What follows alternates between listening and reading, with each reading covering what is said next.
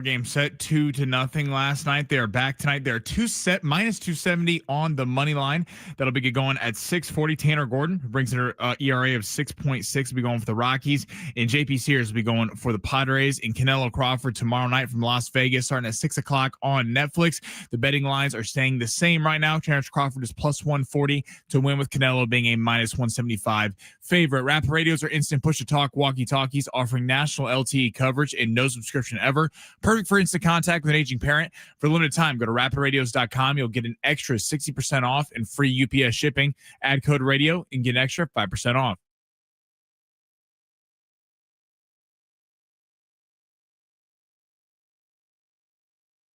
Welcome to the Fletch Zone. Well, don't keep us in suspense any longer. Show us what you got.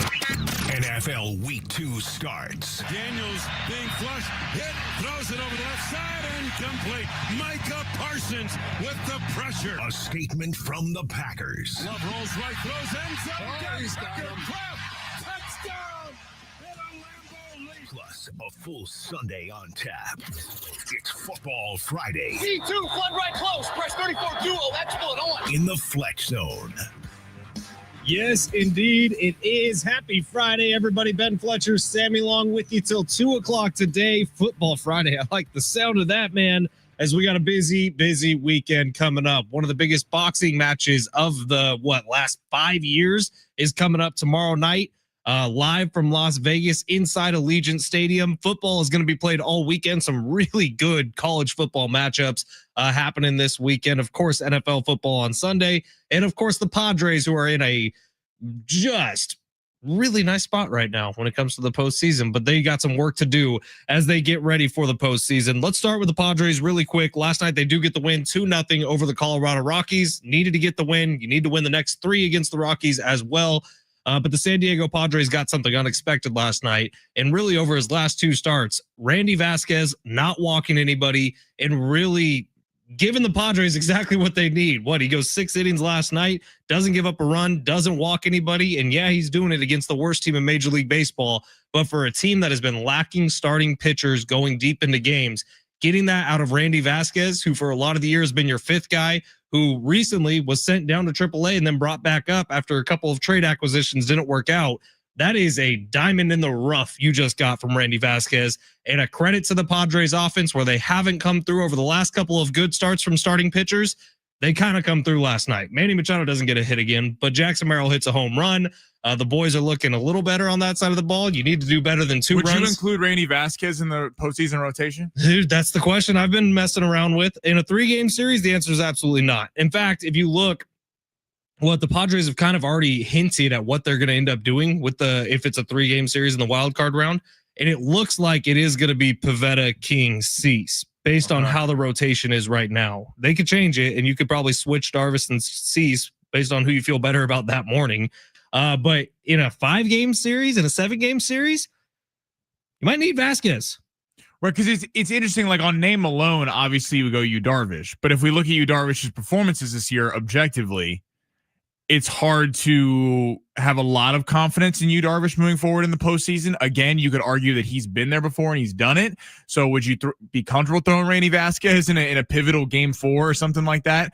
I don't know, but it is interesting. I mean, he has earned over the course of a season. I do feel like he gets trashed a little bit unfairly. Well, I think he has the 3rd most innings pitched for this Padres team this year. I think Pivetta has the most. Cease somehow has the 2nd most. And I think Vasquez is right after that, and that's while absorbing a stint down in AAA. He will pitch this postseason. I'm convinced about that, but I think it might be out of the bullpen. But we'll see in a situation where you see it happen every year. A series goes deep in the postseason, and all of a sudden you're looking around like, who the hell's going to start tomorrow? Vasquez, to me, has earned that by the way he's pitched this year. Now, it's not always fun watching a Vasquez start because he does usually walk a lot of people. There's constantly people on base. But over the last 2, scary in the postseason, terrifying. But over the last 2 starts, hasn't walked anybody. Now they've both been against the Rockies, but is there a potential for Randy Vasquez? You're in a situation where, let's say you're playing the Brewers in a elongated series, and this one's going deep, and you've already burned through your starting pitchers that you feel comfortable throwing out there. You look at Vasquez, and you're like, you know what? Let's see what he's got. 2 innings, 3 innings, 4 Well, it's innings. interesting because these next 2 weeks, we're assuming the Padres are going to be in because of the schedule. You feel pretty favorable about that, despite the fact that we're going to get to it in a little bit. The Reds and Giants are making a little bit of a run. Yeah, the Mets are in serious trouble. The Mets are in serious trouble. And I think if you're anyone in the NL, having the Mets out of it is probably a good thing, even though I know they've been playing terrible baseball recently. They got swept by the Phillies over a 4-game set. They were up 4-0 in that game last night, and the Phillies came back. The Mets, though, do have the sluggers that would kind of worry you, especially in a 3-game series, because dealing with Alonso, Soto, Lindor, like these are a bunch of guys who have been there before. Mark Vientos, they were in the NLCS last year. So I think them getting passed by a Giants or a Reds, despite the Giants being really hot, would probably be more favorable to any other fan base in the NL. I think so too. I think you worry about the Mets' power, especially in a quick series. You worry that the power could just lift them over whatever you got. All right, let's get to the big three of hour number one. We have too much to get to today. Not enough time to do it. Steve Hartman's coming up at 1:30. We do have some Billy Idol tickets to give away. We will do all of that as well as make some picks for week 2 of NFL action. We'll also react to last night's game, of course. Sammy, let's get right into the big three. Your lunch break is Sorry, here. forgot to say that. Ready to go back to the office and knock the socks off your friends? I mean, coworkers. It's time for the top stories of the day. The big three. Guys, did I just ruin the whole weekend because I forgot to say smash it? Hey, maybe it's good fortune. Maybe we hit a mega parlay this weekend. Maybe. I mean, I think I have some Mega Millions tickets for tonight's drawing. Maybe that happens too. Is that tonight? That's tonight. Mega Millions. I think it's up at like 380. I bought one ticket. That's the more expensive one. That got jacked up to $5. Crazy. Hey, but it's an investment. I think so. I think you're $5 right. for a bill. Stock market. Who cares? Yeah. No. It's like gambling. People look down on gambling. They're like, oh, you're promoting bad behavior. I'm sorry. Do you bet in the stock market? Then Right. it's the same thing. We're investing. We're investing. And we certainly will this weekend a lot. All right, Sammy, where are we starting with the big three? By the way, if you want to watch the show, YouTube on X, at Fletch and Sammy, YouTube, at San Diego Sports 760. Follow us, subscribe, like, do all those things. Sammy, where are we starting? All right, let's head to the NFL. Last night, Packers get a big W, 27-18 over the Washington Commanders. How are you concerned with Jaden Love? Or not Jaden Love. Jaden Daniels? Jaden Daniels' play last night. He looked pretty rough in the pocket. And do you really elevate Jordan Love in the quarterback conversation after last night's performance? Look, I really like Jordan Love. Tucker Kraft was incredible. The Packers unis, I thought were sick last night. Like everything about last night for the Packers, you feel really good about if you are a Green Bay fan, which somehow I married into a family full of them. But if you're a Commanders fan, we talked about this a lot yesterday, Sammy. People were very, very quick, rightfully so, to put Jaden Daniels into that top of the league quarterback conversation. Some have him as a top 5 already. Some have him just on the outside of the top 5 looking in. And I did caution that yesterday because we've really only seen him play about 20 NFL games, including last night. Week 1 against the Giants, he looked really good. I think a lot of quarterbacks are going to look pretty good against the Giants this year. That defense is almost there. It's not there yet. Last night against the Packers, I'm not worried about the future of Jaden Daniels. I'm worried about this year for Jaden Daniels. We see sophomore slumps a lot. He didn't look comfortable last night. He actually looked a little nervous, which we've never seen out of him before. I'm curious if this is a sign of things to come for this year on a little speed bump to what otherwise is going to be a very successful career. I'm not worried about Jaden Daniels this year. I was a little concerned with the play calling last night, and I've been a massive Cliff Kingsbury supporter, but I don't know why you're on the road in Green Bay and Lambeau with a pass rush that's ferocious now with Micah Parsons, Rashawn Gary, that was all over him. You don't give Ja'Cory Krosky-Merritt really involved in the offense till the end of the first half. It's a long shots take. Yeah, it was. It was very frustrating watching the game. Until I believe that drive with 2 minutes to go in the first half, they didn't get him involved. It was all Austin Eckler. I also don't understand why they weren't getting Jaden Daniels moving out of the pocket. They were trying to make him like a statue quarterback. I don't know if that was Daniels. I don't know if that was just the play calling. But that's what makes Jaden Daniels so great is that he can run. He's a fantastic runner. But he got popped pretty good in the first half. I wonder if there was injury, non-injury situation. You know what I mean? Yeah. He got popped pretty good on the right sideline, I think. Yeah, and obviously they're playing from behind Washington's defense and not really get it done, and that could be the downfall for them. I was kind of surprised how well Jordan Love took advantage of that secondary, despite not having a number one receiver in Jaden Reed getting hurt on that bomb, which kind of looked like a touchdown. I'm surprised they didn't review that one. I was shocked. And by the way, that would have hit our over on yards. That one play, it was a 40-yard touchdown pass that got taken back somehow on a BS hold. wasn't our finest night game. No, it was a rough one for but I'm not concerned about Jaden Daniels. I don't think this is a CJ Stroud situation or a Trevor Lawrence situation where we're looking at massive second-year regression. He did show he could play last week. It was a tough, quick turnaround for playing a very solid Green Bay team who I believe was like the first team ever to in the first 2 weeks to beat playoff teams from the previous year on a short week. To beat them in a span of 5 days from Sunday to Thursday, the first team ever to do that. So Daddy Sam strikes again 2 days in a row. Not bad. Got to come up with something for the people. But I think Green Bay will look very impressive. I'm higher on Green Bay today. I'm not ready to go there with them being a massive contender yet. I still think them not having a number one receiver will come back to bite them. But as of right now, mad props to Green Bay. Green Bay's defense looks good, man. 2 weeks in, they made the Lions look kind of silly. They made the Commanders look kind of silly last night. And those were two of the most prolific offenses in the league a year ago. What's next? All right, let's head to college football. Fletch, what matchup are you looking forward to this week that you think that is going to be an excellent game or a possible upset you have? Look, there are some good matchups. Tennessee, that's a top 25 matchup. Who's Tennessee playing? 15 Tennessee's playing number 6 Georgia. That's a great matchup. And it's going to be a great game. The only game I care about this weekend is South Florida and Miami. The only game I care about. That's a fun game. Dude, South Florida has now dispatched to Boise State, who was ranked 25 at the time. And then last week they dispatched Florida, who was 13 at the time. South Florida has worked their way into the top 25 after really no one talking about them before the season. And all of a sudden, if they beat Miami, who is ranked in the top 25 right now, you're looking at a team that as long as they don't massively screw up the rest of the season, they are a college football playoff team. In fact, keep it close against Miami and win the rest of your games. You are a college football playoff You beat team. a 25th ranked Boise State team. Then I believe Florida was 15 or 16 last week, and now you're on the road in Miami. I mean, they're going to be if they beat Miami, are they a top 5 team? Like I think they have to. They beat 3 ranked opponents in the span of 3 weeks. That's a really exciting game.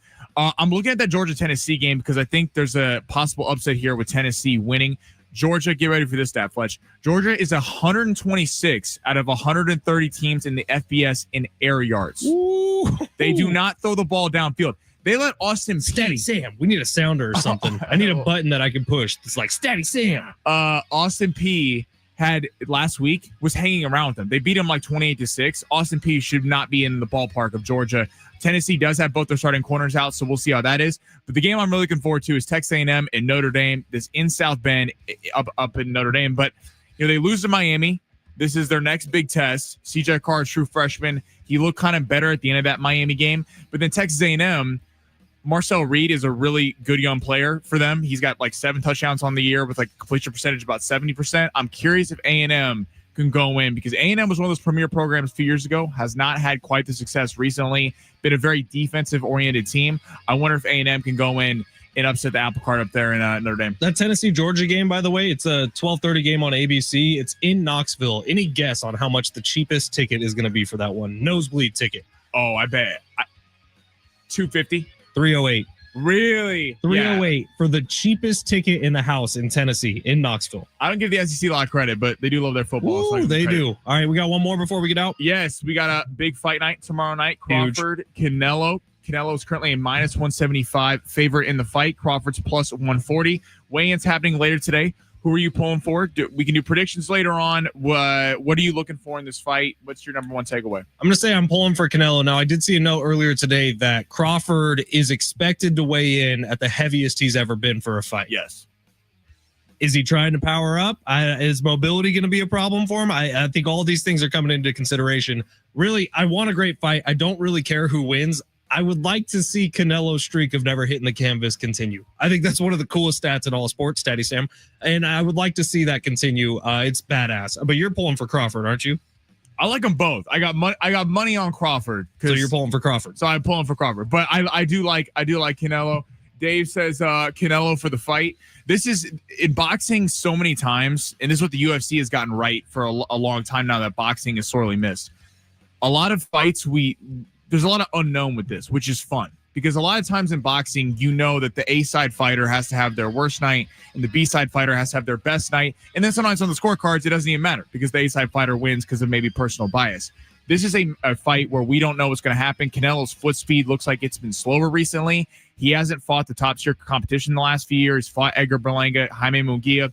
He's avoided David Benavidez, but he's got the power advantage. As you mentioned, Crawford coming up, from 154 to 168. He looks big at the weigh-in. He looks like he's putting on a lot of muscle. But how is that gonna impact him? Can he hurt Canelo? That's the major thing. Canelo's never been down in his entire career. But I'm super excited for this fight. If we're gonna see early, I think it's really crucial that Crawford win the first couple rounds and make Canelo chase him, because if Crawford has to chase Canelo late in this fight and Canelo might have the power advantage, we're assuming that could be problems for Crawford. So what's cool about this is Allegiant Stadium, when it was being built, it was built with the idea, obviously, that there's going to be a lot of concerts there. I actually saw Morgan Wallen there. It was amazing. But they also thought about boxing, so they can reconfigure the stadium a little bit to add extra room. So they're expecting near 75,000 people for a sold out fight. Wow, I know they're going to reconfigure it. Yeah. So it's like, it's not big, but they're essentially, I read an article about it this morning. I don't know how they're doing it, but around 75,000 is the expected, which normally for like a Raiders game, it's around 61,000. So you can fit an extra 14,000 people in here with field seating and a different something. I heard Dana White talking about too. Sometimes the critiques in stadium fights is the camera angle. Sometimes it looks too far away. Apparently they got this whole new system where they're going to have up close cameras, so it looks like they were fighting at the MGM Grand where it's tight. Viva Padres checking in, says it goes to a decision. Canelo Crawford goes to UD, but Crawford hangs in the fight. Drop us your fight prediction, 70470. Start your message with team. Tell us who you think's going to win and why. Canelo stamina is going to get Crawford tired. That from our buddy Dave. It's going to be a fun fight, man. I can't wait for this one. Tomorrow night, Netflix, free for all. Free for all. If you have Netflix. If not, everyone has Netflix. Call your uncle. I'm sure he has a password laying around. Yeah. All right, San Diego Sports 760. Quick break here. Steve Hartman coming up at 1:30 today for his weekly check-in. My favorite part of the week. Sammy's favorite part of the week. Never know what Steve's going to say. Probably going to be wacky. We have Billy Idol tickets for you that will be given away this hour, so stay tuned at San Diego Sports 760 live on the iHeartRadio app.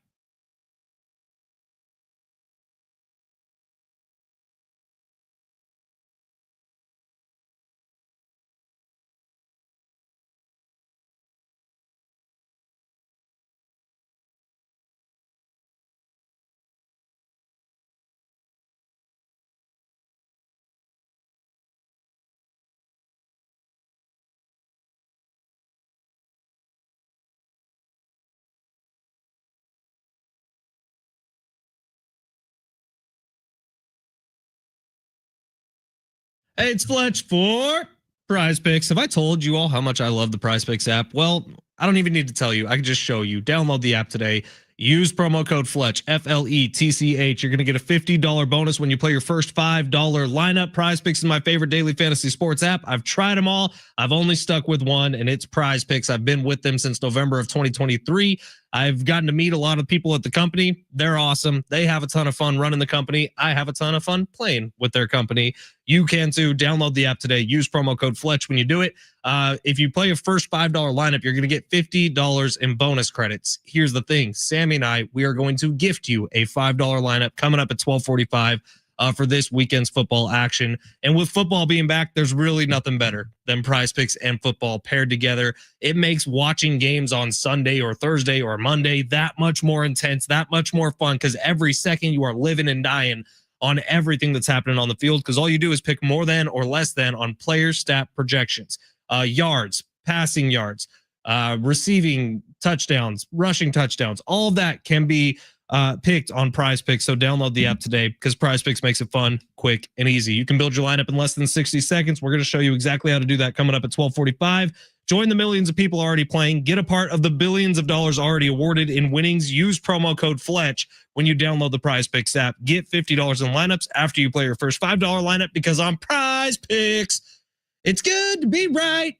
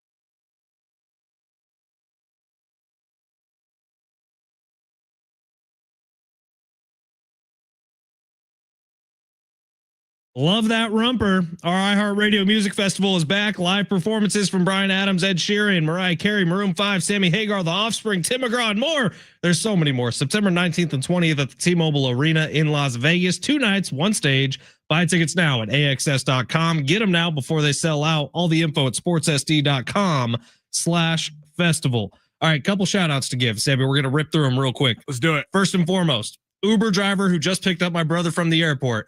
When he picked up my brother, he said, "You wouldn't happen to be related to Ben Fletcher, would you?" Hey, bro, if you're the Uber driver that picked up Alex Fletcher, thank you for listening to the show. We love you. Appreciate it. Hell yeah. Shout out to them. Very, very cool. Secondly, I'm heading up right after the show, Sammy, going to hang out with our boys Casey and Doug over at Society. Looking forward to seeing them. They're cool. They're awesome dudes.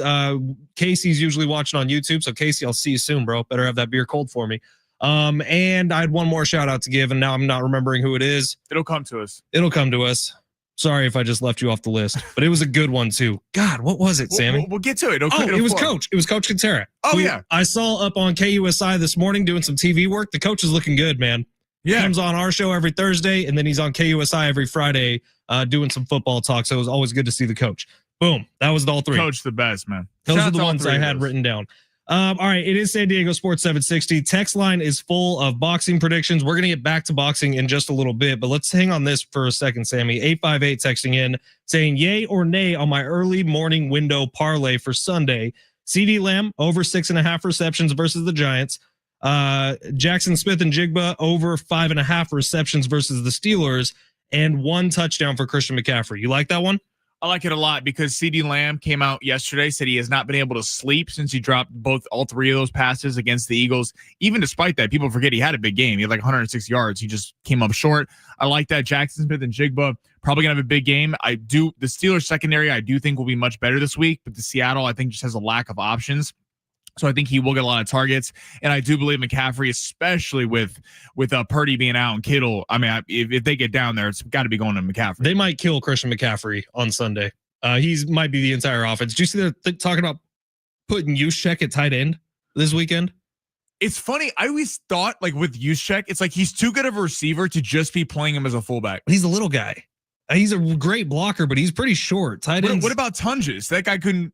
That was his first 3 catches of his career. Hey, throw him in there, dude. He looks like he can ball. I agree, but I don't know, man. And then 760 texting in, Jean Silva wins by knockout tomorrow. That's the UFC fight, which I have a theory about. And then Canelo wins by knockout rounds 9 through 12. Oh, okay. That's a good bet, too. That's going to pay you a lot of money if you get the KO with the 4 rounds there. I like do Silva think too. So Silva is on the UFC. I think it's a fight night card. UFC Noche. It's in the day. So first of all, smart from Dana, who is now involved in both the boxing world and the UFC world. I do think he maybe intentionally didn't make this UFC weekend great. Oh, yeah. Because he knew that the boxing match would take more viewers. But the UFC fights we have coming up in 2 weeks, it's UFC 320. Awesome. Because what? Yuri's on that card. Yuri's on the undercard. Pereira's on it. Merab Dvalishvili and Khalil Roundtree all on the same card. It's going to be absurd. Yeah. So good. Well, it's people for so long, and we're going to get back to boxing and everything later, but have silos. Like, oh, I'm a boxing fan or I'm a UFC fan, and they just kind of hate on the other one. It's like both can coexist, and you'd think that the fans of one will be the fans of others. Like, it's not a thing that both can coexist, and it's cool that Dana White's in both now because I think both can really propel, keep going. You know, UFC's been going upwards for years, and boxing's faltered a little bit, but certainly is on its way back. All right, our buddy Wes on YouTube saying, I still cannot believe Jerry Jones just gave away Micah Parsons to the Green Bay Packers. That's disappointing and Did not you see all smart. the signs last night? Yeah. Thank you, Jerry chants? I saw a lot of them. Look, Micah Parsons statistically has not had a great 2 games, if we're being honest. I think he impacts the game every time he's on the field. Oh, totally. Every time he's on the field, quarterbacks act differently. And Jared Goff looked rushed every time Micah Parsons got on the field. And the 1 interception Goff threw, it was directly a result of Micah Parsons' pass rush. And then last night, Jaden Daniels did not look comfortable for a second because big number 1 was bearing down on him. And Micah Parsons is so unique because he's not just some great pass rusher that only plays at the right end spot. Like Brady was the king of this. It was so frustrating because unless you had a pass rusher up the middle, it didn't matter because he'd just dump it right over your head. He'd get the ball out so fast the pass rushers couldn't even get there. with Micah, the fact that he can line up at linebacker, he can line up at end. They've lined him up at nose tackle before. They line him up at every spot along the defensive line. Like you're constantly wondering where Micah Parsons is at. And the fact that he's so versatile, they just line him up over the poorest part of the offensive line. And yeah, I mean, look at Rashawn Gary. He's having an unbelievable first start to the 2 weeks. That's directly because of Micah Parsons. Packers look like a serious problem, man. Micah made that team much better. Defense already looked good. It looks better now. And the offense, how about Romeo Doubs taking over? He cooked the Aztecs when he was in college at Nevada. And it looks like he stepped up in a big way last night after Jaden Reed went out of the game early. Man, broken collarbone last night. Austin Eckler ruptured his Achilles. That sucks. That's a rough night for fantasy players everywhere. All right, San Diego Sports 760. Take a quick break here. Coming up next, Padres bullpen. They have some serious decisions to make as we inch closer to the postseason. Let's get into the biggest one next. San Diego Sports 760 live on the iHeartRadio app.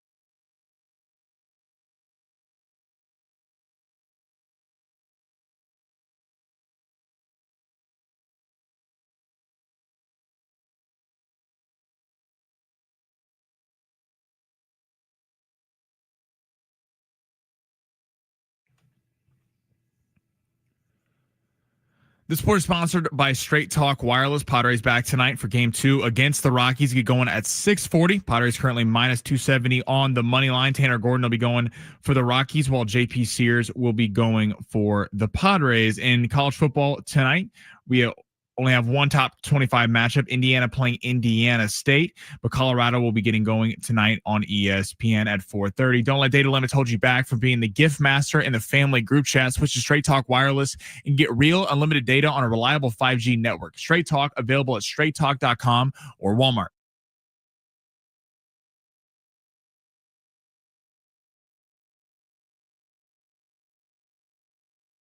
San Diego Sports 760, Ben Fletcher, Sammy Long with you till 2. John and Jim will take over then.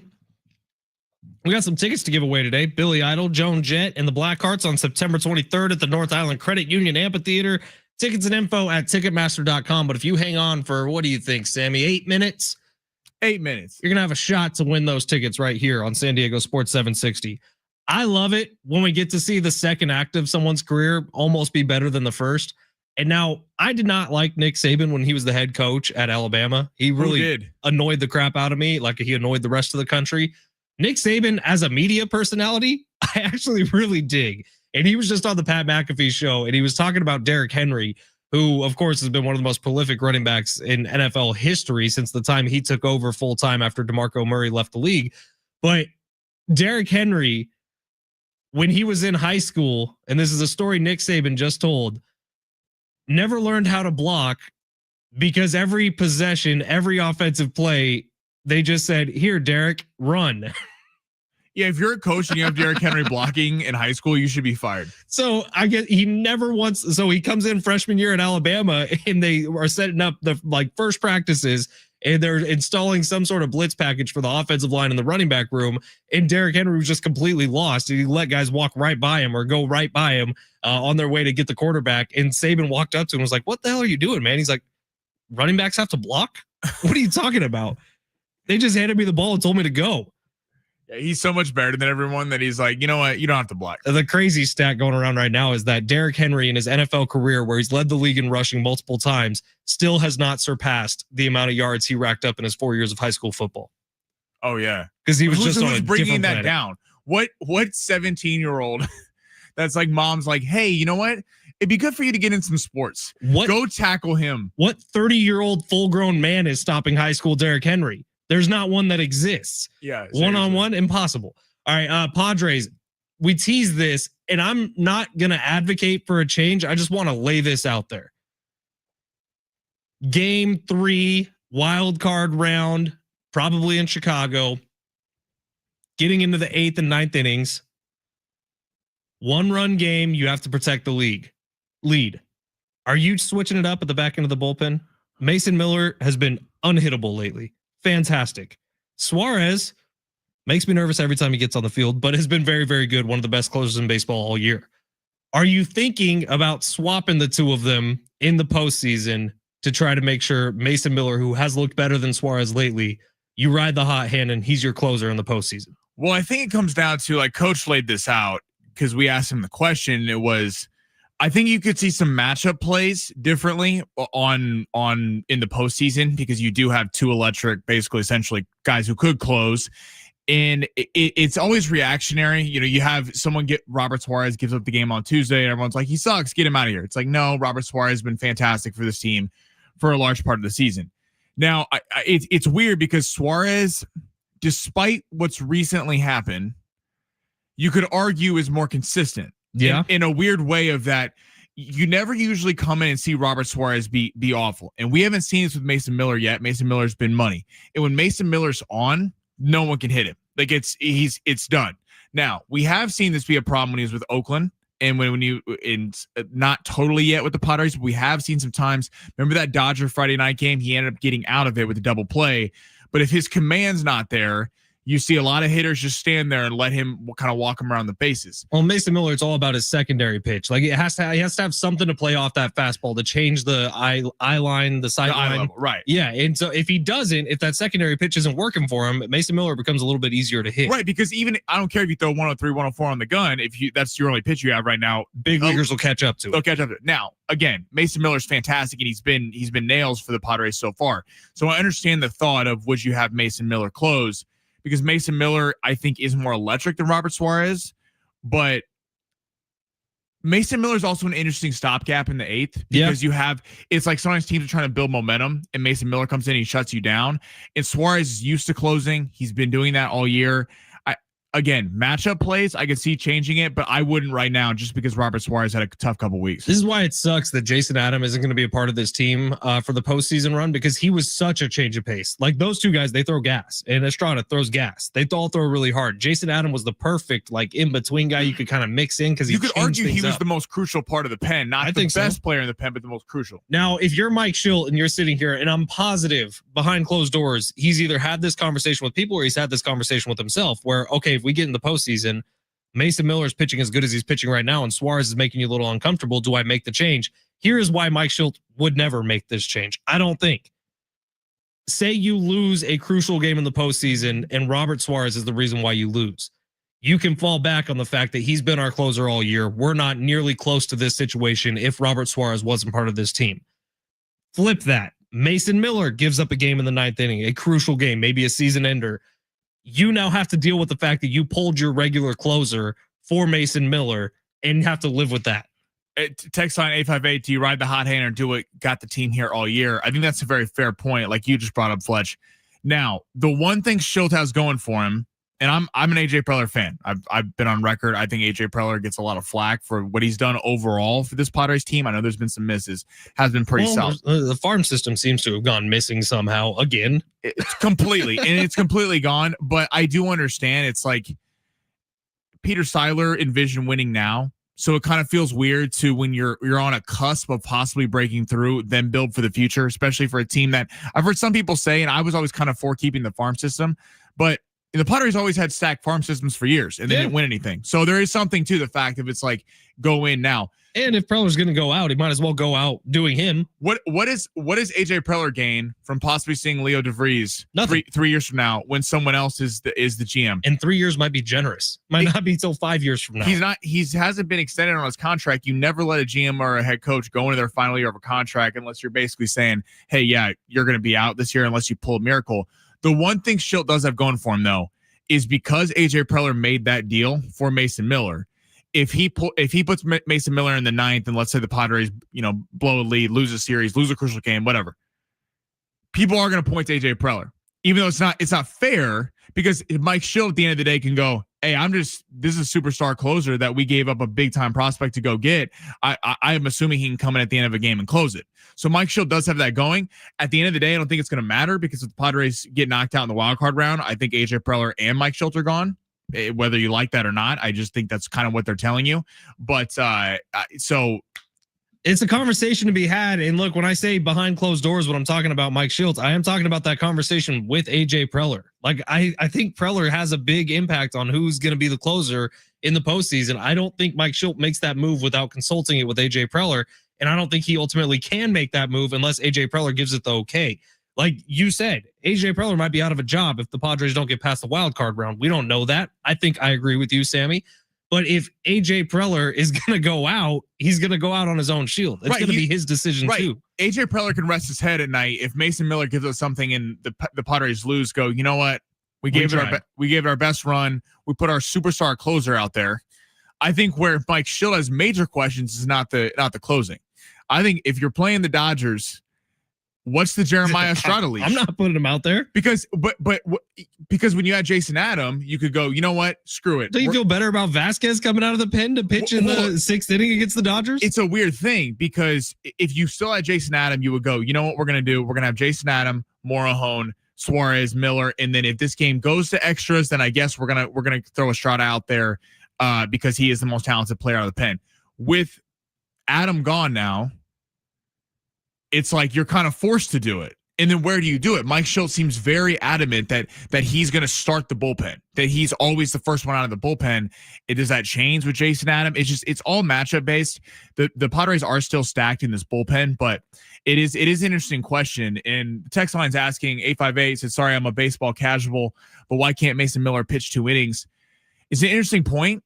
I mean, Suarez has pitched multiple innings more than Miller has. Now, Miller is a guy you'd worry about because he does throw so hard. And once you catch up to him, it just becomes easier. The more you see him, the easier it is. Well, and it's also hard with Miller when he's primarily a fastball throwing 103, 104 on the gun.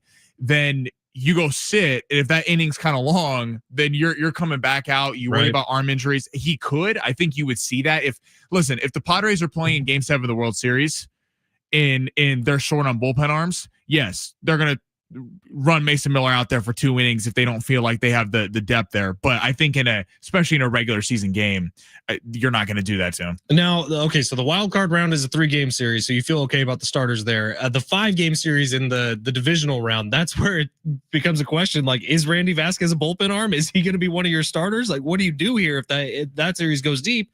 And then if you make it to the NLCS, it becomes a whole nother question. I almost feel like Randy Vasquez has earned himself a starting role in a best of 5 or best of 7. And I know this might not be popular, but like let's say everything holds and they're playing the Cubs. It's in the wild cards, first 3 games in Wrigley. A lot of stuff can change, but that's the most likely outcome right now. Shota Imanaga is the ace for them. Right. Knowing that the Padres' weakness of this team. Nice job on the pronunciation, by the way. I appreciate that. Knowing that the Padres' weakness of this team is starting pitching, and Nick Pivetta is the one guy all season that you can look at and trust. Would you try to push Pivetta back for a game 2? I think Pivetta's going game 1 no matter what. Look, the way the Padres have it set up right now, if everything holds, if nothing changes, it's going to be Pivetta, King, Cease, maybe Darvish. But do you want Cease in a game 3 at Wrigley if this goes there? So what I think I would want is you start Dylan Cease. If he's good through the first 2, you leave him in. If he struggles at all, it is either Darvish or Vasquez right away. Like Cease's leash, that's tough to say that one 5 times fast, is going to be ridiculously short because we've seen the wheels fall off with Dylan Cease, and that's happened all year. But if he starts good, he usually does pretty well. So it's a crazy job Mike Schultz going to have this postseason to try to figure all this out. Good thing we're not managers, Sammy. 100%. We just get to laugh at whatever decisions he makes if it goes wrong. It's like how Mike Schultz uses this bullpen in the postseason is going to be fascinating because we go back to this especially in the longer shit. Let's say the Padres get out of the wild card round in the 5-game series, the 7-game series. This is where the bullpen, because you're expecting the bullpen to be money earlier in the series. But if you just like the Padres against the Dodgers bullpen, once you see these guys a few times and it's game 5, game 6, you're going to feel the hitters have an advantage because they've seen them, they have tape, they can adjust. It's like with Mike Schill, if you can, now, unfortunately, the offense can never separate to where you don't have to use the bullpen, but it would be perfect for the offense to separate on a few of these games where you didn't have to use all your high leverage arms. There's so much going on here, but that's what makes the baseball postseason fantastic. Well, we said 8 minutes. It went about 12. Sorry, we got into the weeds on some bullpen talk. That happens every once in a while. But if you want to go see Billy Idol and Joan Jett and the Blackhearts, September 23rd at the North Island Credit Union Amphitheater, call right now. 877-767-4760. We'll give it to caller number 6 on San Diego Sports 760 live on the iHeartRadio app.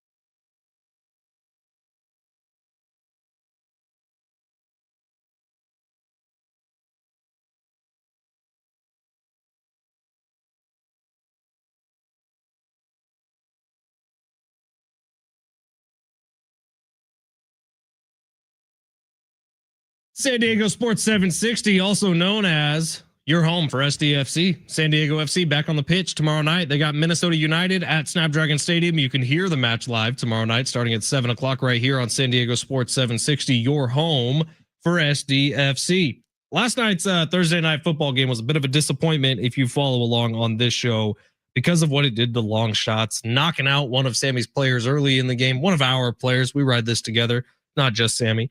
But Jaden Reed getting knocked out early in the game. For some reason, the Commanders not even thinking about giving the ball enough to Ja'Cory Krosky Merritt. I think that's his name. We call him Bill. Ja'Cory Krosky Merritt. We just call him Bill. That's his nickname. And it was a rough night for everyone involved, but fun game. Packers are for real. Commanders, questionable. And we'll see how that plays out in the NFC moving forward. Busy weekend here. And by the way, I did want to say this to the 858 who texted in the last segment, said, sorry, I'm a baseball casual. We are your home, Mr. Casual, for any casual sports fan. Hell yeah. We talk about everything here. If you're just joining us for the first time, my name is Ben Fletcher. That's Sammy Long. We like to do everything local San Diego. We also talk a ton of NFL, tons of fights, UFC, boxing, doesn't matter. Sammy has a YouTube account called The Long Count. That is a boxing and UFC fight account. So if you're casual, we are your home here in San Diego. Talk a ton of Padres, of course. Talk a ton of Aztecs, of course. But everything else in the sports world as well. You are more than welcome to come on in, hang out, kick off your shoes, 858, stick around. We're a lot of fun. All right, Sammy, are you ready for long shots? I am ready. By the way, we use Prize Picks for long shots. You can as well. Just use promo code Fletch when you download the app. You'll get a $50 bonus after you play your first $5 entry. This could be that $5 entry. So, Sammy, smash it. Let's see. Underdogs? Nah, that's old. Those with a less than good chance of winning? Too wordy. Wait, got it. It's time for Sammy's long shots. Right off the jump, Sammy, I feel like you got to take advantage of Travis Kelce discount. Are you doing that? Yeah, we're going to do 0.5 receiving yards as let's just say Travis better get that or it's going to be a very rough Sunday for the Long household. So, yes. What would you do if he doesn't? Well, I just think he has to win. I'm tired of these Charger fans talking crap all week. You know what I mean? It's been a long week. We've had to sit here for a week and a half. Hartman's going to come on here at 1:30 and just... Sammy, I told you. He goes, did you mop up your tears? I told Fletch. And then he'll start going in on Purdy. You know, by the way, as someone who loves Steve Hartman and considers himself family, he is the worst kind of sports fan because he doesn't have a team. He doesn't have any teams. He just waits for your team to lose to then call you and tell you why your team's awful. Correct. Which is fun. Steve likes like the historic teams. He didn't like them when they were happening. Right. He is a Raiders fan, I would say, because he worked for the Raiders. Just ask him. So he likes to see the Raiders do well. He just hasn't had anything to root for in a long time with the Raiders. Should we ask him if he worked for the Raiders? What do you think he'd say? Do you think he did? I don't know. We'll go, Steve, you work for the Raiders, right? 1972. Wait, Steve, so you knew Mark Davis when he was a child? Yes, I did, Fletch. Let me tell you something. Unimpressive. Ridiculously unimpressive. I told Al, I said Mark should not be the owner of the Raiders after you pass on. And Al told me, I don't remember what Al said. Nepotism. We all have it. All right, where are we going with long shots? Okay. For everyone. Steve's coming up at 1:30, by the way. All right. We have Flex Friday. So we are you get your money back. So why would you not bet in on Prize Picks? I mean, come on. It's like a free entry. Guess what Prize Picks is doing? They're saying, if you win this, we're going to pay you money. If you don't, we're going to give you 20 back in promo funds. Come on now. Now, I love that, but there's a chance that Flex Friday won't work alongside the Travis Kelce pick. So we might just have to ditch that one. Oh, really? It is? I don't think you could stack promotions. Okay. All right. So we have promotions. If you want to do Flex Friday, take advantage of that. If you don't want to do that and you want to include the Travis Kelce, they're giving you a free 0.5 receiving yards more than on Sunday versus Philly. All right, let's head to college football. Marcel Reed, more than 34.5 rushing yards against Notre Dame. Now, Notre Dame, I think, is going to come out with their hair on fire in this one, but going up there to South Bend, big game, Texas A&M. This was a really low-scoring game last year in week 1 when it happened. They're going to need to get Marcel Reed out of the pocket. He's a very exciting player, especially considering the run game that Notre Dame comes with. I mean, Notre Dame, Jeremiah Love, is one of the best running back duos in the entire country. TJ Carr, first game against Miami, got it going late. but I still think at home they're relying a lot on the run game. So on the other side, Marcel Reed, they got to get him out of the pocket because Notre Dame does have really good defense, has some really good linebackers, more than 34.5 rushing yards for Marcel Reed. He hit 66 last week, 39. Each of his last 5 games, he has hit this. So I feel very confident about this. I like it. 34.5 rush yards. Okay, now let's go to the NFL. Trevor Lawrence, 238.5 passing yards. I'm very high on Trevor Lawrence. I think this is a high-scoring affair. Cincinnati against Jacksonville. We're going more than on passing yards for Trevor Lawrence. I think he's got to keep up. I'm curious. Travis Hunter's going to be playing a little bit more on defense this week, but Cincinnati, what we saw last week with the defense really good against the Browns, that was the Browns. I think I'm hitting the over in this game if you're betting that. I think Cincy's offense finally comes to life, and I don't think the problem last week with the Browns is the pass rush of the Browns was getting after him. And that was kind of a big problem is the Bengals offensive line. The defensive line for for Jacksonville is not quite the same as the Browns.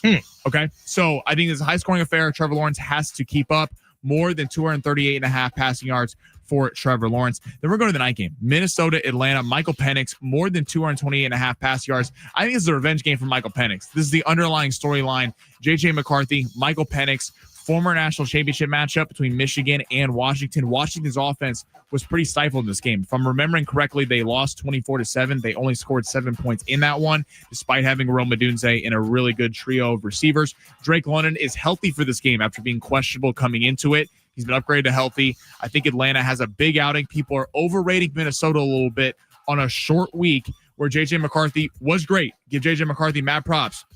He was awful for 3 quarters. Okay, let's not forget that for most of the game. Atlanta, I think it has a big performance, more than 228.5 passing yards. And then we're going to fight night. Canelo, Crawford tomorrow night. We're going to go punches landed for Terrence Crawford, more than 134.5. I'm staying away from Canelo's total because I think that he's going to be a little bit more picking his shots and relying on a little bit of his power. Terrence Crawford if he's going to win this fight, we're assuming that power's not carrying to 168. He's going to need to pepper him with punches, get in, get out, make sure he's not in range of Canelo. And both guys, I think the underlying theme of this fight, both guys takes the first 3 rounds usually to download information. That's what they call in boxing, getting the reach, testing the power, seeing how the other guy does. I think Crawford's going to come out early and try to win these early rounds, make Canelo and his power come to him later in this fight. So more than 134.5 punches landed for Terrence Crawford. So to recap, more than 134.5 total punches landed for Terrence Crawford, more than it just went up for Trevor Lawrence, 245.5 pass yards for Trevor Lawrence, and Michael Penix Jr., more than 228.5 pass yards. Marcel Reed, more than 34.5 rushing yards against Notre Dame for Texas A&M. I dig it. I really do. We hit all the sports there, except for baseball. But baseball until it gets to the postseason, but then we can start matchup playing. We know a little bit about it. Like, are they? It's hard to bet on baseball sometimes. They're like, oh, are they just going to take off a random Friday night? I agree. I'm looking at this. I don't see a weak one in the jump. So let's roll with it. Trevor Lawrence one is the only one I would hesitate slightly on, but I like it because I think you're right. Okay, that one's in, booked, done. We're partying. Squad Ride W's. Ride with us. That's what I like to see. All right, hour number 2 is coming up next. We got Steve Hartman joining in hour number 2. Who won those Billy Idol tickets? David won. Thank you for being here, David. I appreciate that a lot. We're going to take a quick break here. Coming up on the other side, Steve Hartman, some more Padres talk. We got a great text in here about the San Diego Padres. We'll get to it on the other side. Plus, picks for week 2 in the NFL season and your first look at Sunday. And also, Sammy and I need help. We'll explain on the other side. San Diego Sports 760, live on the iHeartRadio app.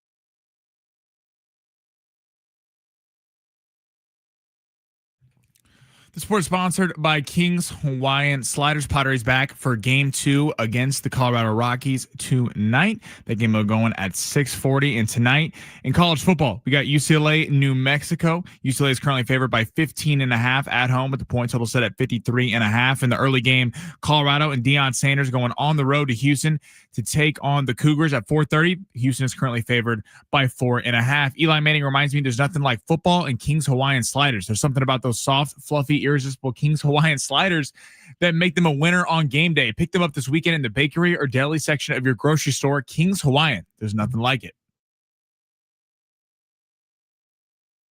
Welcome to the Fletch Zone. Well, don't keep us in suspense any longer. Show us what you got. NFL Week 2 starts. Daniels being flushed, hit, throws it over the left side and complete. Micah Parsons with the pressure. A statement from the Packers. Love rolls right, throws inside. Oh, he's got him. Touchdown! Hit a Lambeau leap. Plus a full Sunday on tap. It's Football Friday C2, flood right close. Press 34 duo. That's split on. in the Fletch Zone. San Diego Sports 760. It's hour number 2 here on the Fletch Zone. Ben Fletcher, Sammy Long with you till 2. John and Jim will take over then. In hour 1, we talked a lot of Padres. What we did not talk about was Manny Machado, who, again, was hitless last night. Kevin Acee has an article out detailing how this is either the worst or the second worst slump of Manny Machado's career. Over a 38-game stretch, he has never been this bad across the board, all his numbers. And it's getting ugly, man. And online, a lot of people calling for Manny Machado to sit out a game or for Mike Schill to bench him for a game or just give him a couple days off. And the dude plays a ton of baseball.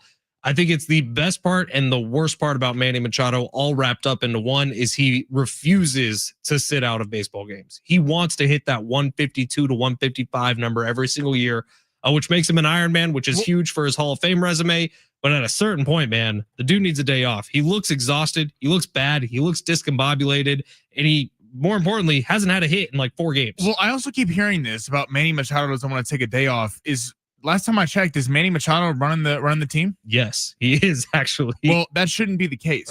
It should not be the case. Mike Schilt should be running the team. And if Mike Schilt needs to tell him to take a day off to get him right mentally, then he needs to take a day to get right mentally. I don't think that's how the power is structured with the Padres. I think Manny has a lot more sway. I mean, like, it's honorable that Machado wants to be playing every night, but baseball is such a mental sport, as we know. This is not like in basketball. If your jumper's not working, you can focus on defense. You can focus on rebounding and doing all the other little things till your jumper comes back.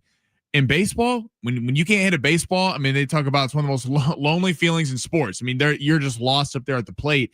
Manny Machado looks absolutely lost right now at the plate, and it feels like the Rockies would be a prime series to be able to take one of those. But I mean, I guess he keeps playing. That's great, but at some point he's got to pull out of this because I know earlier this week he had that comment about my stats don't matter. Hell yeah, they matter. They pay you for your stats to matter. His stats matter more than anyone else on the Padres, and I can't really get off of that. All right, we're going to get to the big 3 a little early here because I want to leave some time on the other side for us to preview some week 2 action in the NFL before Steve takes over the show like only Steve Hartman can. So, Sammy, let's smash it for the big 3. Your lunch break is here. Ready to go back to the office and knock the socks off your friends? I mean, coworkers? It's time for the top stories of the day. The big 3. Where are we starting with hour number 2, Sammy? All right, what NFL matchup are you most looking forward to on Sunday or over the weekend? Kidding me, dude? Mac Jones, Spencer Rattler, going head-to-head, 1v1. The war on the shore, the battle in Louisiana. No, not that game, unfortunately. I like a lot of the games this weekend. I really do. I'm getting more and more nervous as we think about our Circa Survivor pick. I actually think sneakily Seahawks Steelers is a great freaking game coming up this weekend. Falcons Vikings would take my number 1 overall pick, though, for this weekend. Michael Penix, JJ McCarthy, we kind of laid it out. It's the rematch of a national championship game at the college football level. Both these guys picked 2 years ago in the draft. Both these guys have a lot of high hopes for themselves and their organization. I think that we see a lot in that Falcons Vikings Sunday night football game. I cannot wait for it, man. I've had this one circled for a while. And then I think the Chiefs and the Eagles, maybe Super Bowl rematches happening this weekend as well. Yes, it is. But I don't really care about that game. Yes, it's just going to be is same story, man. The rosters haven't changed that much. Eagles probably going to win by 30 again. You're trying to make me mad, but you know what? It's a Friday, and I'm not going to. You're not going to get to me. I talked about it in long shots. Jaguars Bengals, I think, is one of the most underrated games of the week. I'm excited to see on both sides. Can the Bengals, who didn't look very good in week 1, despite getting a win, can the offense pick it up? And we'll see. Maybe is that a real defense? I don't think so. I think it's a lot of beneficiary of the fact that they're playing Joe Flacco and the Browns. But we're going to see. And then on the Jags side, Jags quietly demolished the Panthers, and no one talked about it. And again, similar situation. Panthers, Browns, not very good. But can Trevor Lawrence in this offense match the offensive production that I think Cincinnati is going to bring? Also curious. Apparently, Travis Hunter's getting a lot more snaps on defense. So how's that going to look if they're losing in this game? Does that mean that Travis Hunter comes in and plays offense because they need to score? I'm looking at that one.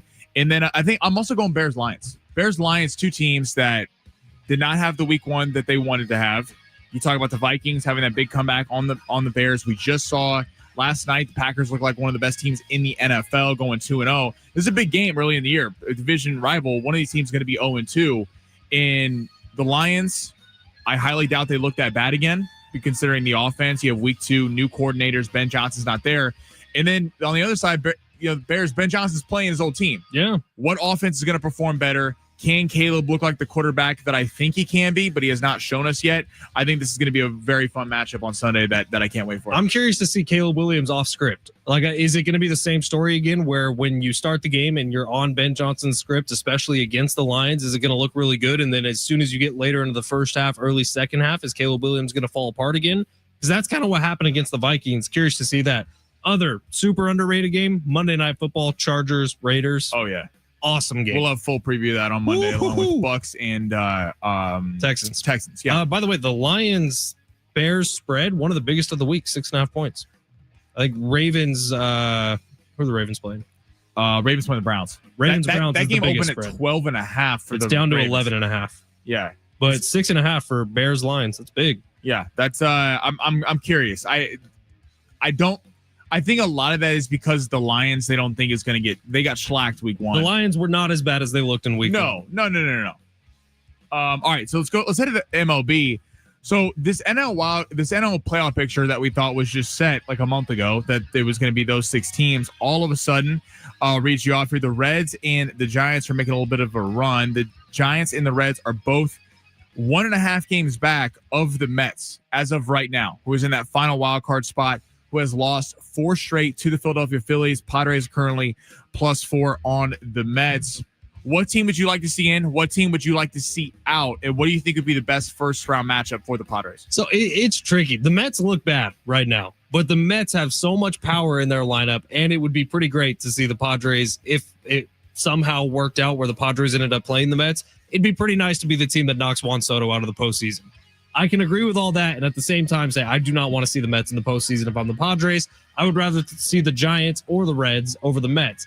Now, it's funny how much control the Padres are going to have over this situation because, Sammy, who do the Padres play in like a week's time?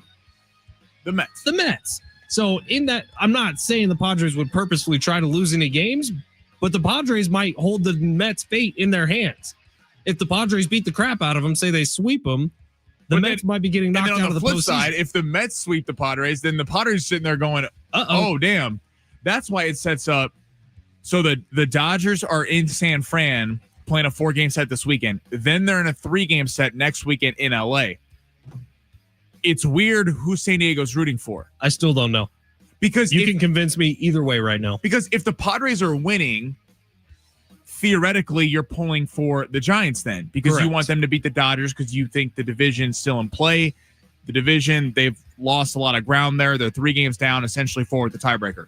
But if the Padres start losing, then you'd probably be rooting for the Dodgers because you don't want the Giants to keep winning and creeping in this thing. The Giants are an interesting team. The Mets have the most pop, where if the Mets got hot, they would still need to be the Giants and the Reds, though. That's why I'm almost saying you're rooting for the Giants either way, because you'd rather play the Giants in the postseason than the Mets. But I'm saying if the Padres keep losing, take last night aside, and they got the Rockies and the White Sox coming up, so I don't think that's going to be the case. But if the Padres, if we're sitting here looking on Monday and somehow they went 1-2 the rest of the weekend, which I don't think is going to happen, but let's just play hypotheticals. Then all of a sudden you're like, you need the Dodgers to beat the Giants. You need the Reds to lose because you don't want to be in it. You just mentioned they're playing the Mets next week, which should be a fantastic series. You got the Brewers at the end in 2 weeks from now for the Padres, which could be ironically a good thing because the Brewers will have that number 1 seed locked up by then.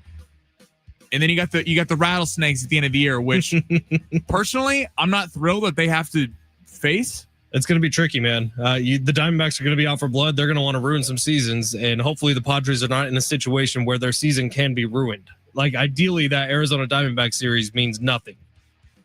Hopefully. But it's not going to, because the Padres might still be hunting down the division.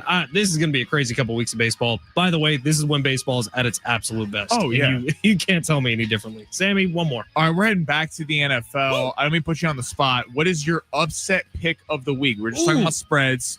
What game are you looking at? And you're going, I'm laying money on the spread the other way, and I think we could see a big outright dog win. We're the Dolphins-Patriots. What's the line on that one? That's 1.5 Dolphins. I can read you some of the biggest spreads of the week. The Rams. Don't need it. Raiders upsetting the Chargers Monday night. Really? Yeah. Chargers going to be a little too high on themselves going into that one. I like the Raiders to upset them. Okay. I like I'm super high on the Falcons Sunday night. Now that's only 3.5 point spread, but on the road, I feel like people are way too high on the Vikings right now. Like, I get it.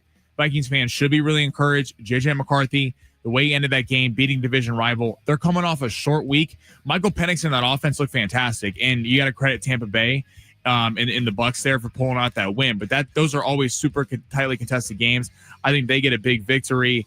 I don't see I don't see the Ravens losing to the Browns.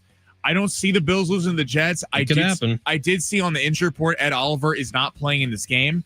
And I'm really curious to see the Jets in week 2 because, I mean, they lit up the Steelers defense, and the Steelers on paper have one of the best defenses in the entire NFL. I'm curious how Justin Fields responds in week 2. That's a game that the Bills are, I believe, a 6.5 point favorite on the road. I would consider the spread for the Jets there. How about the Panthers upsetting the Cardinals? I could see that happening.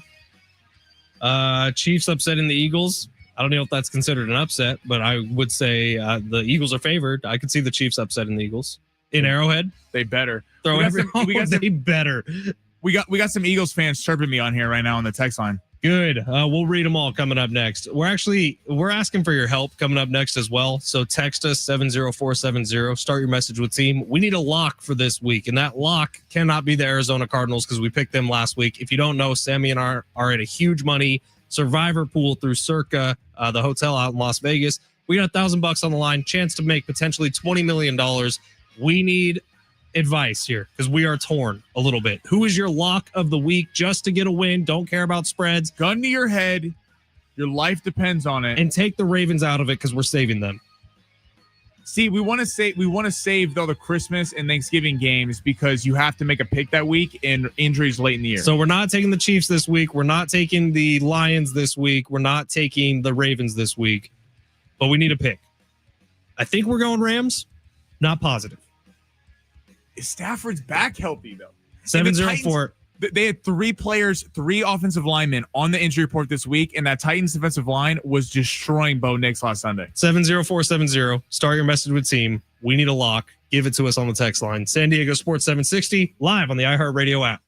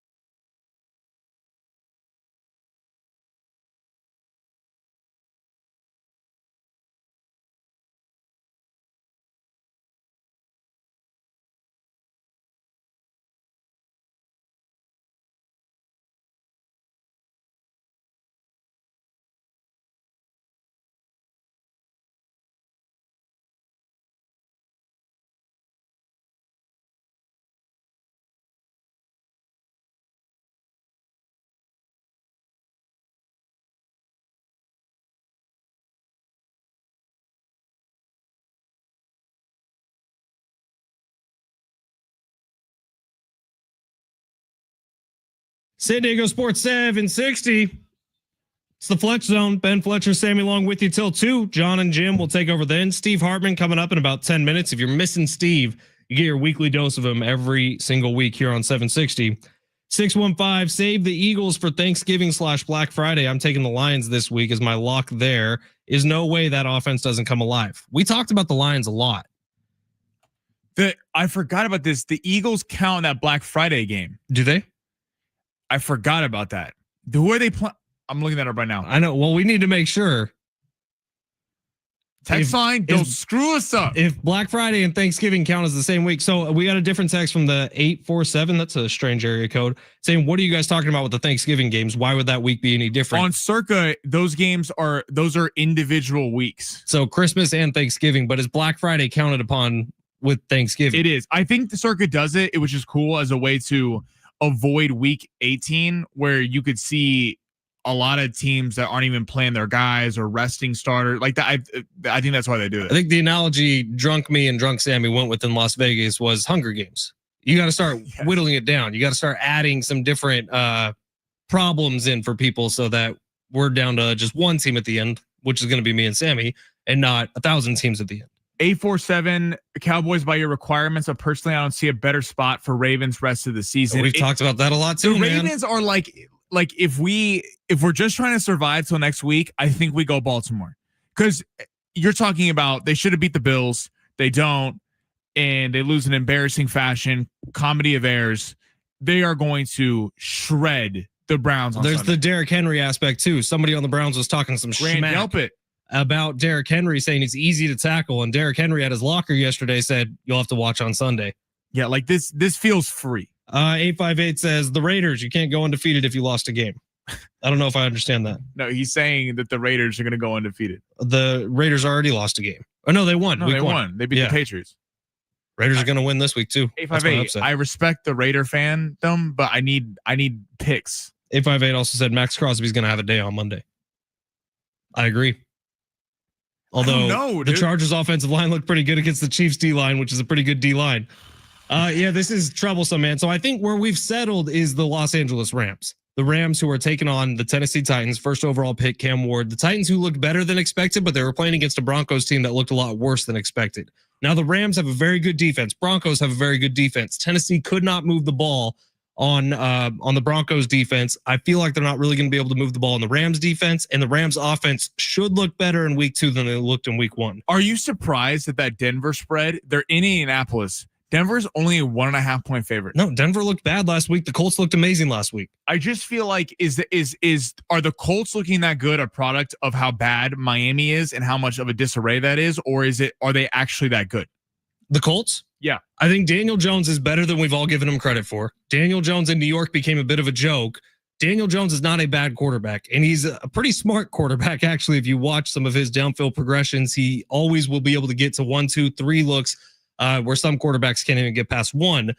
Daniel Jones is better than we thought he was, and this Colts team was built. If you remember that year Phillip Rivers came over, you looked at it and be like, oh, this Colts team has some real pieces. A lot of those pieces are still there. I like the Colts. Great running back, good wide receiver room with Michael Pittman, who is appearing to have a bit of a breakout.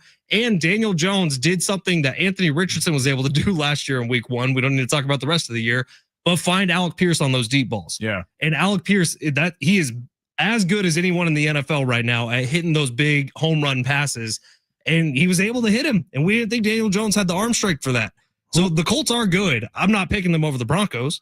Who are we going with? So what team, if they go 0-2 this weekend, are you most concerned about? Detroit. If they lose to Chicago, that's a problem. 858. What's wrong with taking San Francisco? That was our original pick. But originally, yes. The Saints will not move the ball in the Niners defense. However, I cannot be the one to make that pick. We know there are some biases. If Sammy's comfortable with it, I'm in on it. But I feel good about the Rams. If Kittle was there, I would be like, okay, maybe. Bro, Jake Tonjes is like the new Kittle. Okay. Like you said, he's had 3 catches his whole career. Yeah, one of them was a touchdown. I'm just going to say, if we lock in the Niners and they lose, I would not be able to live with myself. Forgive you. See, it would have to be your pick. That's what I'm saying. If it's the Niners, it would have to just be yours. You would have to feel really good about it. I always feel good about the Niners. I feel equally as good about the Rams this week. I don't know. I think the Lions, the team that goes 0-2, would be worrisome. Obviously, the Chiefs, they go 0-2. Because they're playing against the Eagles. So. Yeah, I know, but the Chiefs hold themselves to a championship standard. That's my God, no, get out of here, They dude. do. Mahomes has never been short of the AFC Championship game in overtime. The Chiefs aren't making excuses. They need to come out. Listen, if they lose a close game, I'm not the sky's not falling because the schedule opens up a little bit later. But yeah, it's a problem because the first 6 weeks the schedule's tough. They got Baltimore in a couple weeks. They got the Lions a little bit after that. We'll see how good the Lions are. But the Chiefs have to win. Like they can't just rely on the fact that Rasheed and Worthy are coming back because if the record's crap by the time they come back, it's not going to matter. Maybe we should take the Eagles this week. That actually makes a lot of sense. Please. All right, quick break. Steve Hartman coming up on the other side. 760 slipping in here with Dallas. We talked about the Cowboys a lot too, but we kind of want to save them. They're involved in Thanksgiving and Christmas games both. So we might need. I Dallas do later. feel like though taking advantage of the Giants while they're still starting Russell Wilson at quarterback is something smart. And we're not gonna pick Dallas on Thanksgiving because they're playing against the Chiefs. That's the window where we're picking the Chiefs most likely. Dallas is in now. Deron Bland is out for this game. I know that's tough, tricky. And who's gonna be guarding Malik Neighbors? I don't know. This is hard. This is Trayvon tough. Diggs is guarding Malik Neighbors. Yeah, but then it's still tough. I don't know. We're panicking here. When do we need to lock in a pick by? If only we could see the future. This would be so easy. I know. Does someone have a crystal ball or something? Steve Hartman has crystal balls. We'll talk to him coming up next. It's San Diego Sports 760 live on the iHeartRadio app.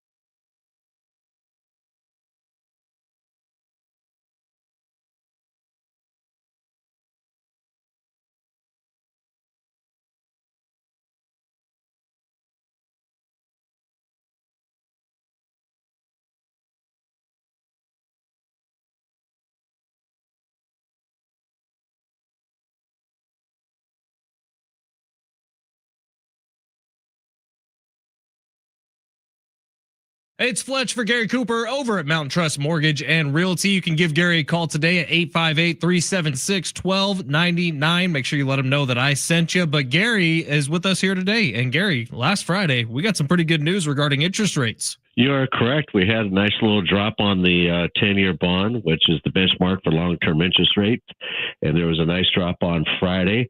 I'll give you an example of today's pricing because I know we hear this stuff all over the radio and TV.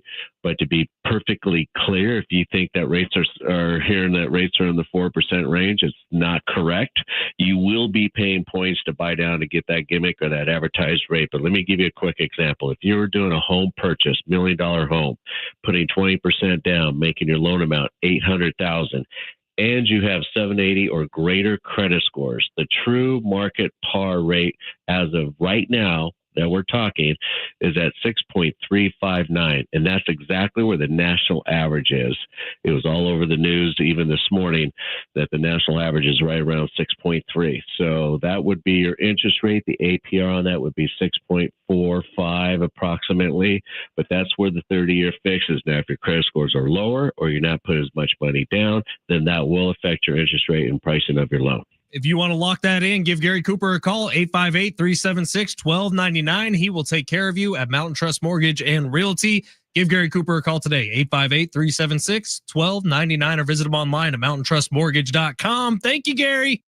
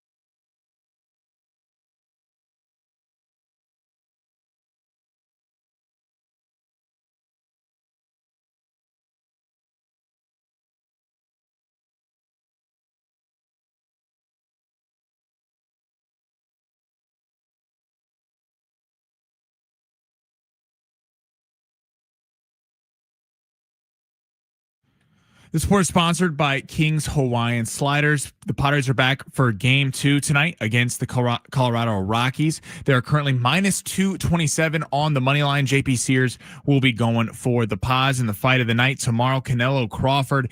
Canelo weighed in at his record high, 167.8 pounds at the weigh-in today. He is currently a plus 140 favorite on the money line, while Canelo is holding steady at minus 175. Eli Manning reminds you there's nothing like football in King's Hawaiian Sliders.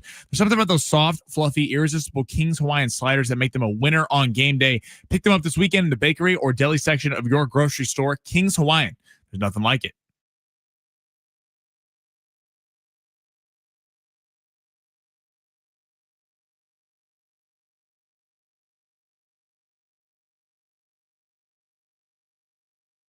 San Diego Sports 760. We got an NFL doubleheader for you on Sunday. 10 o'clock, Rams, Titans, 125, Eagles, Chiefs, and a Super Bowl rematch. San Diego Sports 760. We are your home for the NFL here in San Diego. Steve Hartman is here like he is every single Friday at 1:30. We love our chats with Steve. And Steve, I saw you chatting on the phone with Sammy before Sammy got on for his update. How did that conversation go? Just curious. Well, I get the phone call and he speaks first. You know, he's basically, I know. And I said to him, I said, look, once in a while, the old man can call it for what it is. I mean, the Chiefs are not the team they've been. And now you're going to go into a home game against the Eagles, a team that blew you off the field at the Super Bowl. And your guy, Xavier Worthy's out, taken out by his own man. I mean, when you look at the game against the Chargers, the only reason that game wasn't a blowout in favor of the Chargers was miraculous play by the great Patrick Mahomes. I mean, he made some unbelievable plays, classic, all-time classic Mahomes plays, just to keep them from getting blown out of that game. Yep. They had no answers for the Chargers. It's apparent now that Jim Harbaugh's game plan, and he pretty much spelled this out during training camp, we're going to throw the ball more than you think. Yeah, we're always going to prioritize the run, but I got a quarterback that can make throws. And Steve, Justin Herbert has never looked better than he did in that game. You're on the phone, so you couldn't see it. But while you were talking, I think 3 different times, Sammy threw something in the control room. He also audibly, without the microphone being on, said, "Oh, please." That was good stuff, Steve. I think your breakdown was absolutely 100% accurate. All right, let's talk about last night's game. What am I, tell me how what I just said about what we just saw with the Chiefs-Chargers game isn't true. No, everything he said the was bottom right. line is Herbert absolutely tore them apart. He did. He ironically beats them with his legs ultimately at the end of the game. And if it wasn't for Mahomes pulling off a couple of absolute miracle plays, that game's not close. Yeah, no, the Chargers deserve all the credit. They won the game, but I think the Chargers about to blow out the Chiefs. The Chiefs did miss a field goal and extra point. I mean, there's some things that went into that as well. All right, let's get off the Chiefs game from last week. Let's talk about last night's game, Steve. Packers, Commanders. I got to tell you, and there was a chorus of it last night on social media. Are you worried about Jaden Daniels? Of course I am. I mean, this is a very predictable thing. Look at the Commanders' schedule this year as opposed to what they faced last year. I mean, did anyone really think Jaden Daniels was going to go on the road and beat a good Green Bay team? Where was that coming from? The control room right here on San Diego Sports 760. Why? What was that based on? I mean, we've seen it time and time again where you get rookie quarterbacks that have breakout, unexpected, huge rookie seasons, and they take a step back before they maybe take a step forward. The one thing that was exposed, and obviously the Packers did their homework is, and by the way, this predates you guys. When Vince Young first came into the NFL, big hype out of Texas, obviously, he was the NFL's offensive rookie of the year. After that year, the next year, he got exposed for a major weakness that ironically is the same weakness that Jaden Daniels has. He can't roll to his left. So the pressure was coming from his right, forcing him to his left. It's a very simple thing. Now, he can adjust. He may, figure out how to overcome that. Vince Young didn't have a terrible career, but he didn't have the career that a lot of people projected after being the offensive rookie of the year. Same thing could happen here with Jaden Daniels. Defenses have figured him out. They got a full year of film on him to digest and adjust to him. Now the adjustment's going to come after him. So good teams with good defenses like Green Bay has is going to expose him for his weakness. And that's what happened last night. Can he still take out the bad teams just based on his sheer physical ability? Yeah. But if he's going to take on the good teams and look at their schedule. I was going over it with my son Garrett today because he was like, oh, yeah, they're still a playoff team. Really? I go find 10 wins on that schedule. They're playing the AFC West this year. No. The Commanders will not be a 10-win team. They'll be lucky to win 8, and they're not going to make the playoffs. I said that before the season began. They're not a playoff team. Now, we'll see where they go from here because a lot of times the team has a huge breakout season unexpectedly, take a step back. We'll see where it's like the Houston Texans. They survived last year, even though C.J. Stroud's numbers are down because they play in such a weak division. But where are we going to be 2-3 years now from C.J. Stroud after his historic rookie season? So it's up to these quarterbacks because these teams are too smart. They will find your weakness and they will expose it. Do you think the Packers are the favorites out of the NFC to dethrone the Eagles right now, or do you think there's someone else? I think it's still too early with the Packers. They're certainly in the conversation. Let's make this infinitely clear. And Micah Parsons, even though he only had a half sack, he was consistently putting pressure on Jaden Daniels, and it was only his athleticism that allowed him to escape a couple of sacks. So we'll see. I've said before the season, if not the Eagles, it's the Rams with a healthy Matthew Stafford. That's a huge, obviously, question mark. But next team up, it's got to be the Green Bay Packers. Steve, maybe my favorite story going on right now in sports, and Steve Hartman joining us here on a Friday like he does every Friday on San Diego Sports 760. One of my favorite stories in sports right now is this South Florida football team who now has wins over Boise State, who was ranked at 25 at the time, and a ranked Florida team. This week, they're going to Miami to take on number 5 Miami. Is this possible that they go 3 straight weeks against ranked opponents and stack 3-0, 3 wins on top of each other? All right, I'm going to go old school on you guys. I like it. So you remember David Carr, not Derek Carr, David, his older brother, of course, was the first pick of the Houston Texans after a huge senior season at Fresno State. I believe all time. And that year, David Carr has more sacks than any quarterback in NFL history. Is that right? It was unfortunate for him. I think he certainly had talent, but when you're drafted by an expansion team and exposed to what he was, he had no chance for success. But that last year at Fresno State, they opened up like out of nowhere with like 3 major non-conference victories. And that's what put him on the map. It's what, got everyone talking about him. Now, Fresno State ended up losing a few games down the stretch. So I look at South Florida again. I think people overestimated Boise State without Ashton Genty. Obviously, their offense was non-existent in that game. And the Florida situation's hard to gauge right now. Napier obviously is under a lot of heat and really hasn't turned that program around. We'll see this week. This is a game, by the way, where Carson Beck, he goes to Miami, he gets talked into a big NIL deal to instead of, going into the NFL draft, let's take the cash, go next year at Miami. If he delivers a big win against South Florida, he could really propel himself right to the top of the Heisman list. It's a weak start for Heisman candidates, guys. And speaking of Heisman candidates, I can't even remember his name, but the South Florida quarterback could be in the conversation as well if he pulls off this upset on the road against Miami. I doubt they will, but if they do, no question. And that guy has a big game. Absolutely. Byron Brown. He will go to number 1 on my, at least in the moment, Heisman list. What team has impressed you the most for the first 2 weeks of college football that we should be looking out for? That's a good question. It's hard to say. Obviously Ohio State was very impressive in their opening victory. They completely shut down Texas. And then, of course, they had the walkover of Grambling, so I can't really gauge it on that.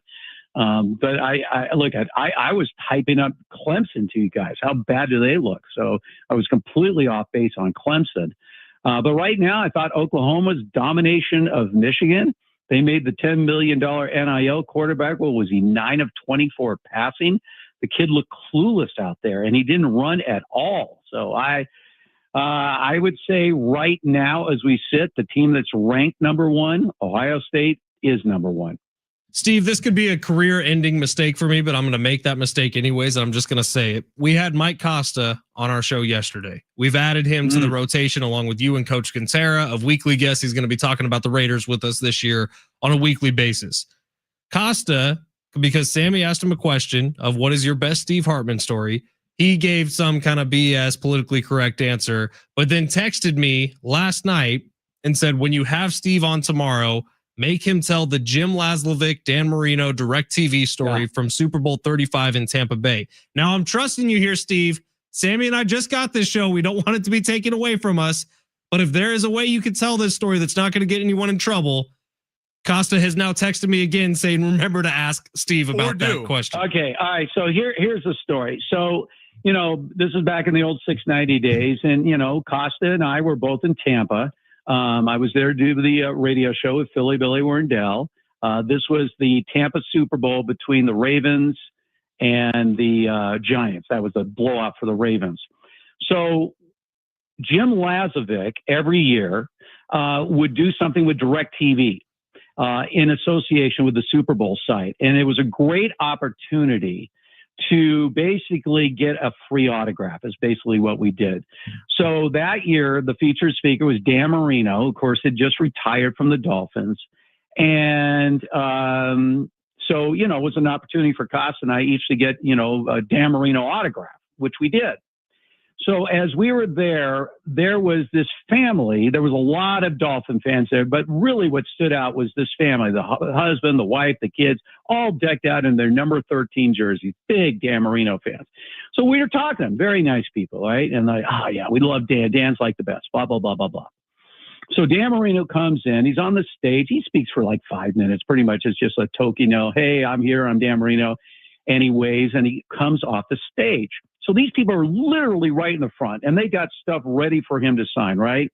And the dad's holding the stuff and so Dan Marino starts walking right past them. And they're like, Dan, hey, can you sign this, Dan? Not only does he walk by these people, he doesn't even turn to acknowledge them. Like he didn't even say, like, hey, I'm in a hurry or something like, hey, thanks. He literally just walks right back. And the dad's screaming like, hey, Dan, big fans here. And they're all decked in a 13. He just continues to walk right past them. And then all of a sudden the dad's like, F you, Marino, you suck. You suck. You're the worst ever. You know Elway. Elway won Super Bowls. You know win. And I can't say exactly what that. This guy is dropping F-bombs in front of everybody. Costa and I are just laughing our asses off. Marino still never turns around because he was definitely with the ear. This guy was screaming at him. And it was nauseating to watch. People don't understand this. Marino and Elway were in the same draft. They could not have been more different. John Elway was one of the guys all those years with the Broncos. Dan Marino was never one of the guys with the Miami Dolphins. Solid story. Never. I call that a win. Good call, Costa. It's a great story. And I wish you guys could see it, but if I illustrate it right, I cannot exaggerate the change on this man's demeanor. Awesome. Who was just gushing about Dan Marino because I was saying, hey, he never won a Super Bowl. It doesn't matter. Marino's the greatest, blah, blah, blah. We love him, blah, blah, blah. The whole family, the kids, everybody, he's got stuff, ready right there. Just, sign little. Marino literally walks by them, doesn't even look at them. Well, and Steve, then the father just went freaking ballistic. And we were just laughing our asses as off. our conversations often do, we are way over time. But thank you for the story. Thank you for your time like you do every week, Steve. We will talk to you next Friday. All right. Good luck, Sammy, for your Chiefs. Oof, doesn't look good. He's not okay, that's for sure. Steve Hartman every Friday here on San Diego Sports 760 at 1:30. You hear him here at San Diego Sports 760. We will wrap this thing up coming up next.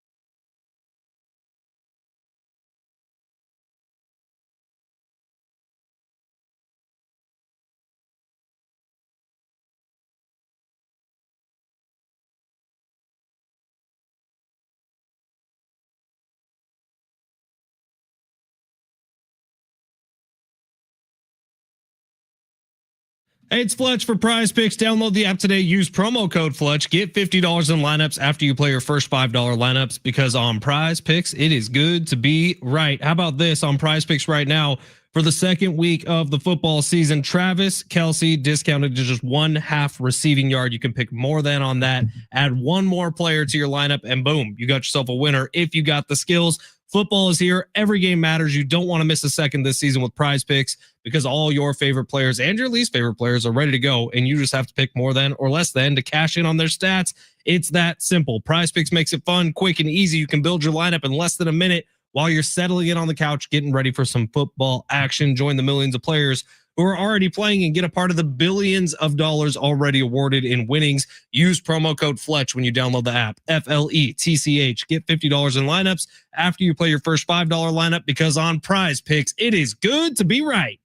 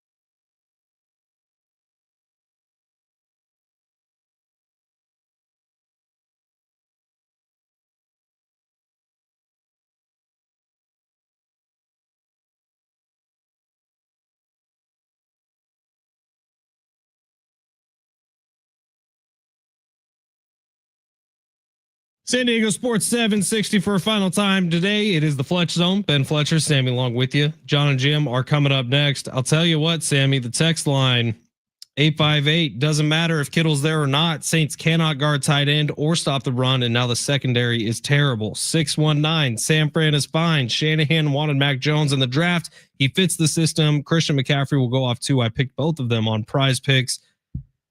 Hey, if it has to be your pick. No, it's fine.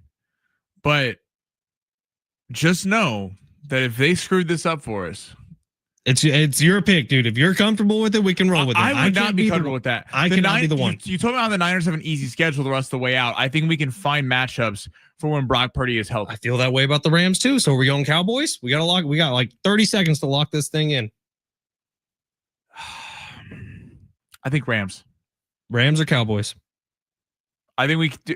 I don't know. Maybe Cowboys. Cowboys, because I don't think we're going to pick them on Christmas or Thanksgiving. Well, we're going to have about 5 more conversations about this. We'll flip-flop 5 more times, and we'll let you know what we did on Monday. Hopefully, it's a happy Monday. Fight prediction?